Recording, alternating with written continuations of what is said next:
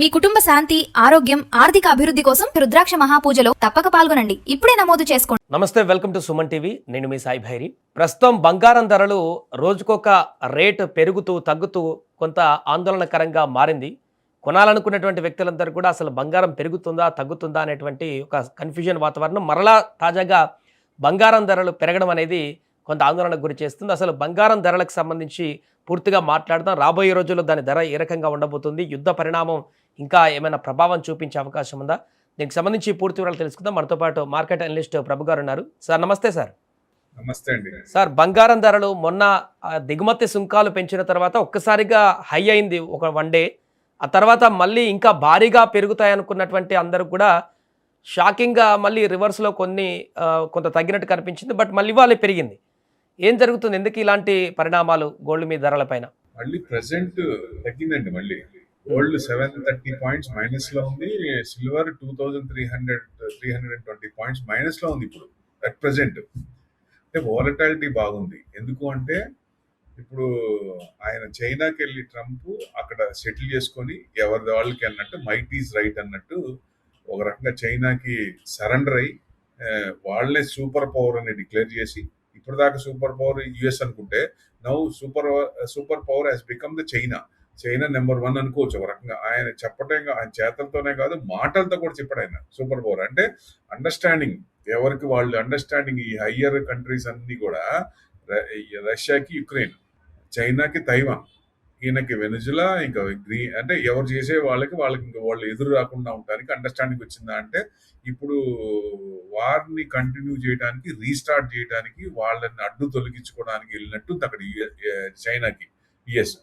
అది ఆ రకంగానే వాళ్ళు కూడా భరోసా ఇచ్చినట్టున్నారు. అందుకని ముప్పెట్టు దాడిలాగా ఒక 10 కంట్రీస్తో ఇదైపోయి దాన్ని ఎనీ టైం మండే లోపల, ఇవాళ రేపో ఎల్లుండో ఎనీ టైం మంగళవారం నిర్ణయం చేస్తున్నారు. మిగతా యుఏఈను ఖతార్ కొంచెం టైం అడిగితే కొంచెం ఆగారు. సో డెఫినెట్ గా ఈ లోపల ఎప్పుడోసారి ముప్పెట్టు దాడి జరిగే ఛాన్స్ ఉంది. అంటే అందుకని అంటారా ఈ తగ్గుదల అనేది గోల్డ్ పైన? అంతే అండి. దానివల్లే పెరగడం తగ్గడం. ఎందుకంటే ట్రంప్ నమ్మలేం కదా, ఎప్పుడు ఎట్లా రియాక్ట్ చెప్పలేము. మళ్ళీ రేపొద్దున ఏం లేదు, చేస్తాడు అనుకున్న చేయడు అనుకున్న చేస్తాడే, చెప్పలేం కదా.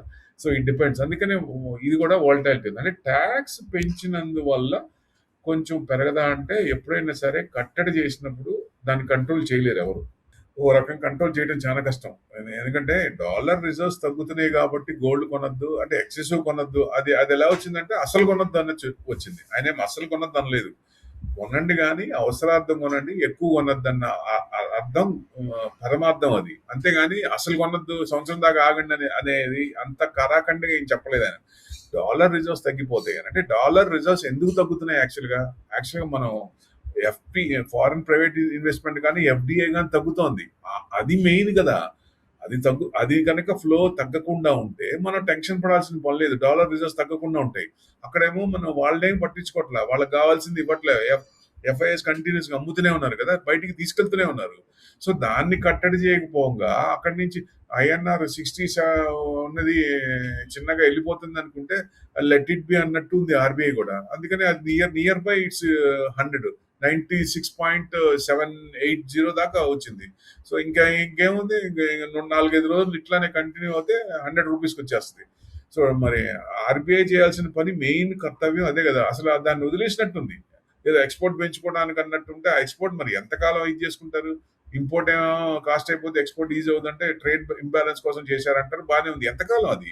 ఇప్పుడు అలా కరెన్సీ డౌన్ అయితే ఎంత నష్టం అవుద్ది, ఎంత దేశానికి ఎంత ఇదవుద్ది, బర్డన్ పడుద్ది. సో అంటే ఏదైనా ఎక్కువ పెట్టుకోవాల్సి వస్తుంది. బయట నుంచి తెచ్చుకునేది ప్రతిదీ కూడా రూపాయికి $1 100 రూపీస్ అంటే అది ఎట్లా చూడాలి మరి? సో అందుకే కొంచెం ఇప్పుడు వస్తుంది. సో 80% ఆర్బీఐ కూడా యాక్షన్ అంటుంది. కానీ యాక్షన్ అనేది కొంచెం ఎంత త్వరగా చేస్తే అంత మంచిది. ఎందుకంటే ఇట్లా ప్రాబ్లమ్స్ వచ్చినప్పుడు RBI will come in to the picture. అప్పుడు వాళ్ళు ఎక్కువ ఇది చేస్తారు, వాళ్ళ డ్యూటీ మెయిన్.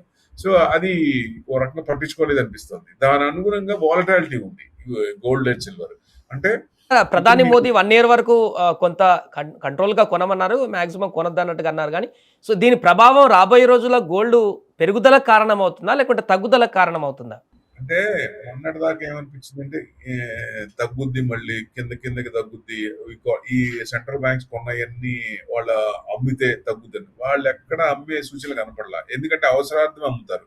ఇప్పుడు రష్యా అమ్మింది బికాస్ ఆఫ్ వార్, టర్కీ అమ్మింది, ఆయిల్ లేదు కాబట్టి, ఆయిల్ అమ్మట్లేదు కాబట్టి, వాళ్ళు లిక్విడిటీ కావాలి కాబట్టి వాళ్ళు కొంత గోల్డ్ అమ్మారు అంతే. ఏ కంట్రీ అయినా ఎందుకు చేస్తోంది? అవసరార్థం, ఆపత్కాల ముందు ఏదైనా క్రైసిస్ వచ్చినప్పుడు దాని నుంచి బయటపడటానికి కోసం చేస్తోంది. సో తదనుగుణంగానే ఎవరికి అవసరమో వాళ్ళు అమ్ముతున్నారు, అంతేగాని మొత్తం కలిపి ఒకేసారి రారు కదా. ఇప్పుడు చైనా మ్యాక్స్ టు మ్యాక్స్ ఎక్కువ ఇచ్చేస్తోంది, రారు కదా. సోనేకి చిడియా ఇండియా అంటారు, వేరే కంట్రీస్ లేవు కదా. ఇండియానే ఎక్కువ గోల్డ్ ఉంటుంది, 25,000 to 35,000 టన్స్ ఉంటాయి ఇండియాలో. ఏది హౌస్ హోల్డ్ కానీ మాల్ ఇది తీసుకుంటే మటుకు. సో అది గవర్నమెంట్ దగ్గర 880 టన్స్ ఉంది, ఆర్బీఐ దగ్గర అనుకోవచ్చు ఒక రకంగా. సో అది చిన్నగా పెంచుకుంటున్నారంటే అందరూ కూడా డాలర్ రిజర్వ్స్ నుంచి గోల్డ్ రిజర్వ్స్ కి చిన్నగా పెంచుకుంటున్నారు. అది యాక్చువల్ గా ఒక 10% మార్చింది, 10%కే 1.2 ట్రిలియన్ వచ్చింది దాంట్లో టోటల్ రిజర్వ్స్ లో, ఫారెక్స్ రిజర్వ్స్ లో. ఇది అన్ని సెంట్రల్ బ్యాంక్స్ అన్ని కలిపితే. మరి ఇప్పుడు ఇంకొక 10% చేస్తే గోల్డ్ ఆగుద్దా? అసలు బాధ ఏంటంటే, ఇన్వెస్టర్ బాధ ఏంటంటే, ఒక 19 months నుంచి మీరు మార్కెట్ ని దానికి ఏమి సపోర్ట్ లేదు, దానికి భరోసా లేదు, అది పడతనే ఉంది. ఇన్వెస్టర్స్ ఎవరి పోర్ట్ఫోలియో చూసినా మైనస్ లోనే ఉన్నాయి. మీరు అది పట్టించుకోలేదు. పార్లమెంట్ లో ఒకప్పుడు మీరే కదా చెప్పింది, government stocks, private stock, government companies అట్లాంటివి కొనుక్కోండి, ప్రైవేట్ కాకుండా గవర్నమెంట్ స్టాక్ కొనుక్కుంటే మీకు బ్రహ్మాండంగా వస్తాయి అన్నారు. అట్లానే పెరిగింది. తర్వాత ఇప్పుడు ఏదైనా ఇంత పడుతున్నప్పుడు కూడా డ్రాస్టిక్ కూడా దానికి ఏదైనా చర్యలు కానీ, ప్రతి చర్యలు కానీ ఏమి లేవు అసలు. అట్లా మార్కెట్ ని వదిలేసాం, పోతూనే ఉంది. వాళ్ళు అమ్ముతూనే ఉన్నారు, ఎఫ్ఐస్ అమ్ముతూనే ఉన్నారు, పోతూనే ఉన్నారు. గోల్డ్ ఏమో పెరుగుతూనే ఉంది. ఇప్పుడు కన్వర్షన్, ఇప్పుడు డాలర్ డిఫేమ్ అవుతుంది కాబట్టి డాలర్ కన్వర్షన్ జరుగుతూ ఉంది. ఈ టైంలో వద్దన్నారు అనేది ఇన్వెస్టర్ బాధ. సో పెరిగేటప్పుడు ఇప్పుడు కాంపన్సేట్ ఇస్తారా? ఇప్పుడు పెరిగేటప్పుడు సపోజ్ డిసెంబర్ లోపల 2 లక్షలు అయ్యే ఛాన్స్ కూడా ఉంది. ఇంకెంతండి, 50,000 అంటే 165 టార్గెట్. ఈ చాలా సార్లు మాట్లాడుకున్నాం సార్ 2 లక్షలు అన్నట్టు విషయం, లాస్ట్ ఇయర్ నుంచి కూడా మాట్లాడుకుంటాం. బట్ అక్కడికైతే వెళ్తున్నట్టు కనిపించట్లేదు. కానీ ఈ ఇయర్ చూడొచ్చు అంటారా పక్కాగా 2 లక్షల వరకు మార్క్? ఇప్పుడు ఈ సిచ్యుయేషన్ ప్రకారంగా చూస్తే పోవచ్చు. కన్వర్షన్ లో మీకు చూడండి, టోటల్ $16.7 ట్రిలియన్, దాంట్లో 60% to 75% డాలర్స్ ఉంటాయి. వాటిల్లో మీకు దాదాపుగా $12.7 ట్రిలియన్ అనుకోండి. 12.5, 12.7 లో మీకు 10% కదా, 1.2 ట్రిలియన్ మారింది. అదే ఇంకొక 10% మారితే గోల్డ్ ఆగుద్దా? ఆ డాలర్ ట్రంప్ డాన్సులు ఇంకా పెరుగుతూ, ఇంకా పిచ్చి చేష్టలను ఇంకా ఎక్కువ చేస్తున్నప్పుడు, వేరే కంట్రీస్, క్యూబా కానీ, గ్రీన్లాండ్ కానీ, ఇట్లాంటి ఇష్యూస్ ఈ నవంబర్ లోపల, ఆయన మిడ్ ఎలక్షన్స్ ఉన్నాయి కాబట్టి ఆ లోపల ఏదైనా చేస్తున్నప్పుడు మరి డౌన్ఫాల్ ఉంటుంది కదా. అందుకనే ఆ ఆలోచనతోనే ఈయన ఎవరి మాట ఏమిండే కాబట్టి, ఆయన మొనార్కు, నేను చెప్పిందే వేదం అనుకుంటాడు కాబట్టి, మైట్ ఈస్ రైట్ అనుకుంటాడు కాబట్టి, అలాంటి వాడిని ఎదురేయడం కంటే జనరల్ గా మనం ఒక 1 year టార్గెట్ పెట్టుకొని ఈ లోపల మంచి అన్ని సెటిల్ అయిపోతాయనే ఉద్దేశంతో మన ప్రైమ్ మినిస్టర్ గారు చెప్పింది మంచి తరుణమే. కానీ అది ఒకవేళ పెరిగితే మీకు డిసెంబర్లో, నవంబర్ లోపల 2 లక్షలు అయితే కాంపెన్సేట్ ఏదైనా చేస్తారా? ఇప్పుడు ట్యాక్సులు తగ్గిస్తారా? అది investor question. It's $1 million question.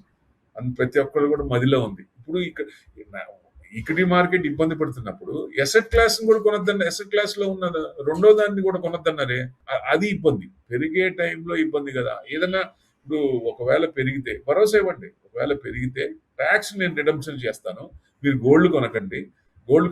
ఏదన్నా గోల్డ్ కనుక పెరిగితే డిసెంబర్ లోపల 2 లక్షలు అయితే ఆ కాంపెన్సేషన్ అనేది ట్యాక్స్ పరంగా చేస్తానని ఒక భరోసా ఇవ్వండి. అప్పుడు కదా జనం ఆగేది. మామూలుగా అయితే సెంటిమెంట్ గా ప్రీసియస్ మెటల్ ఎవరైనా ఆగుతారా? ప్రైమ్ మినిస్టర్ చెప్పారని ఆగుతారా? ఫంక్షన్ ఉందంటే కొనకుండా ఉంటారా? ఇప్పుడు ఎక్సైజ్ ఒక్కొక్కరు 2 kg కొంటారు, ఒక్కొక్కరు 1/2 kg కొంటారు, ఒక్కొక్కరు 1/4 kilo కొంటారు. వాళ్ళ స్టేటస్ బట్టి కొంటారు. వాళ్ళు ఏమైనా ఆగుతారా? పోనీ ఒక్క పాయింట్ నేను అడుగుతాను, మీరు బయట కంట్రీస్ కి వెళ్తున్నారు, మీ టాప్ టు బాటమ్ మొత్తం వస్తువులన్నీ బయట నుంచే వస్తున్నాయి. మరి అది ఆపండి. కొన్ని లక్షల కోట్లు ఉన్నాయి కదా, ఆ లక్షల కోట్లు మనకి డాలర్స్ లోనే కదా పే చేస్తున్నాం. మరి అక్కడ మీరేమో డాలర్స్ లో కన్వర్షన్ చేసి మీకు కావాల్సినన్ని తెప్పిస్తూ, సామాన్యుడిని మటుకు గోల్డ్ కొనొద్దు, డాలర్ రిజర్వ్స్ అయిపోతున్నాయి, మనం ఇక్కడ స్టెప్ తీసుకోకుండా ఇక్కడేమో ఎఫ్పిఐ కానీ, ఎఫ్డిఐ కానీ, ఎఫ్ఐఎస్ కానీ కంటిన్యూస్ గా ఇండియా మీద అలిగి సేఫ్ హెవెన్ అంటారు. మళ్ళీ వాళ్ళేమో అలిగి ఇంట్రెస్ట్, ఎందుకంటే వాళ్ళకి 0.5% చాలు, lakhs of crores of rupees పెడతారు. వాళ్ళకి ఎక్కడ వర్కౌట్ అవుతుందో దాని ప్రకారం వెళ్తారు. ఇంట్రెస్ట్ రేట్లు అక్కడ కనుక యుఎస్ లో ఉంటే ఆటోమేటిక్ గా ఇదైపోతుంది, వాళ్ళు అటు పోతారు. ఎక్కడ ఇంట్రెస్ట్ ఎక్కువ ఉంటే ఆ కంట్రీకి వెళ్ళా మినిమం వస్తుంది. సపోజ్ పేరెంట్ కంట్రీ నుంచే అవతల కంట్రీకి కనుక ఇంట్రెస్ట్ ఎక్కువ ఉంటే అక్కడికి వెళ్ళే ఛాన్స్ ఉంటుంది. అక్కడ ఇంట్రెస్ట్ తక్కువ ఉండి పేరెంట్ కంట్రీలోనే ఇంట్రెస్ట్ ఎక్కువ వస్తున్నప్పుడు ఏం చేస్తారు, they will take that back to the country, వాళ్ళ ఓన్ కంట్రీకి తీసుకెళ్లే అవకాశం ఉంటుంది. అదే జరుగుతోంది ఇప్పుడు. సో దాని అనుగుణంగా మనకి ఇంట్రెస్ట్ రేట్ తగ్గించాలి, ట్యాక్స్ తగ్గించాలి, కార్పొరేట్ డైరెక్షన్ తగ్గించాలి. ఇప్పుడు 2019లో 30% ఉన్నది 22% చేసింది మేడమే. మరి ఇప్పుడు ఎందుకు చేయట్లేదు, వాళ్ళు ఎందుకు శాంతిపరచట్లేదు? వాళ్ళు అసలు ఉంటే ఉండి పోతే పోండి అన్నట్టు బిహేవ్ ఉన్నారు. ఆమె లాంగ్వేజ్ కానీ ఆమె బాడీ సైన్స్ కానీ అంతే ఉంది. మీరు ఉంటే ఉండి పోతే పోండి అన్నారు. మరి వాళ్ళు ఎందుకు ఉంటారు? అంత కంటిన్యూగా 1.5 years నుంచి అమ్ముతూనే ఉన్నారు. మరి వాళ్ళకి ఏం కావాలో చూసి వాళ్ళు సెటిల్ చేస్తే డెఫినెట్ గా ఇప్పుడు వచ్చేది కూడా వరదలే వస్తుంది. వాళ్ళకి ఇండియా మీదే ఉంది చూపు, కానీ ట్యాక్స్ పరంగా ఇండియాలో ఎక్కువ అనే ఉద్దేశం ఉంది కాబట్టి దాని అనుగుణంగా అందరి ఫీలింగ్, హెచ్ఎన్ఐ కూడా ఎక్కువ మంది కూడా బయటికి వెళ్ళే అవకాశం ఉన్నప్పుడు ఆ కంట్రీకి వెళ్ళి ఇక్కడ పెట్టే ఇన్వెస్ట్మెంట్ కూడా టర్న్ చేసి అక్కడికి వెళ్తున్నారు. మరి అది ఎట్లా ఆపాలంటే మీరు ట్యాక్స్ హోప్స్ ఇవ్వాలి, అవన్నీ ఇస్తే కదా వచ్చేది. 30% స్లాబ్ లో ఉన్నవాళ్ళు 42% పే చేస్తున్నట్టు లెక్క. అది 42 లక్షల కోటి రూపాయలు సంపాదించడం 42 లక్షలు కట్టాలంటే ఎంత పెయిన్ ఉంటుంది. జిఎస్టీ అంటారు, సెస్ అంటారు, ఇంకోటి అంటారు, చేసిన దాని మీద ట్యాక్స్ అంటారు. ఎట్లా ఎంతవరకు కట్టాలి? ఇప్పుడు సంపాదించిందంతా గవర్నమెంట్ 50% కడితే ఇంకా బతికేది ఏంటి వాడు? ఇది కదా ప్రాబ్లం అసలు. తదను అనుగుణంగా ఏం చేస్తున్నారు, బయటికి వెళ్ళిపోతున్నారు, ఈ అమౌంట్ బయటికి వెళ్ళిపోతుంది, మార్కెట్ ఏమో చిన్నగా తగ్గిపోతుంది. సో ఇవన్నీ మారితే కానీ మారదు. ప్లస్ ఈ జియో పొలిటికల్ టెన్షన్స్, ఈ ట్రంప్ డాన్సులు తెలిసినాయి, ఆ డాన్సులు తెలవాలి. ఇప్పుడు ఏంటి, ఎవరికి వాళ్ళు అడ్జస్ట్మెంట్స్, మీకు చేసింది మీరు తీసుకోండి, యుక్రెయిన్ తీసుకోండి, మీరు తైవాన్ తీసుకోండి, మేము ఇంకోటి తీసుకుంటాం అన్నట్టు అండర్స్టాండింగ్ లా ఉంది. సో దాని అనుగుణనే ఇప్పుడు కొత్త వారు కూడా రావచ్చు. చైనా కూడా తైవాన్ కూడా అటాక్, మొన్నటిదాకా భయం ఉండేది యుఎస్ సపోర్ట్ చేస్తుందేమో అని. ఇక్కడ ఇరాన్ మీద ఏమైనా వస్తే చైనా వస్తుందని ఉంది. చైనా రాను కరాఖండికి చెప్పాడు, ఆయనకు భరోసా ఇచ్చాడు. అందుకని ఆయన పూర్తిగా ఫుల్ లెంత్ గా any time he can attack. Market కొంచెం పడే ఛాన్స్ ఉంటుంది. అప్పుడు గోల్డ్ ఒక రకంగా ఎసెట్ క్లాస్ లో హెడ్జ్ చేస్తారు కాబట్టి కొంచెం పెరిగే ఛాన్స్లే ఉన్నాయి. కాబట్టి ఇప్పుడు కొనద్దాం అనేది ప్రతి ఇన్వెస్టర్స్ కి కొంచెం పెయిన్ అనేది అనిపిస్తోంది. Right sir, thank you so much sir. అది ప్రస్తుతం బంగారం ధరలకు సంబంధించినటువంటి పరిణామాలు, అంతర్జాతీయంగా నెలకొన్నటువంటి ఈ యొక్క పరిణామాల కారణంగానే రాబోయే రోజులలో ఇంకా జరగబోయేటువంటి విపత్కర పరిణామాల కారణంగా బంగారం పెరగవచ్చు, లేదంటే అంతా సాఫీగా ఉంటే మాత్రం ఇదే ధోరణితో ఉండేటువంటి అవకాశం ఉన్నట్టుగా కూడా మనకు అనిపిస్తుంది.